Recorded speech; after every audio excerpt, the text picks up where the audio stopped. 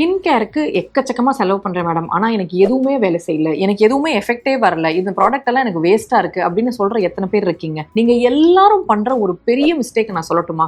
அதுதான், உங்கள் என்ன ப்ராடக்டாக இருந்தாலும் ஃபஸ்ட்டு எடுத்து இங்கே போட்டு அதுக்கப்புறம் இதை தேய்ன்னு தேய்ச்சி இதை எடுத்து அப்புறம் ஃபேஸில் தேய்ச்சிட்டு இருக்கீங்க. இதில் என்ன நடக்குது? நீங்கள் போடுற ப்ராடக்ட் எல்லாம் 80% வந்து இதுலேயே போய் வேஸ்ட் ஆயிடுது. இங்கேருந்து முகத்துக்கு போகிறதே 20% தான். அந்த 20% என்ன பெரிய வேலையை செய்ய போகுது? பண்ணவே பண்ணாது. கரெக்டா?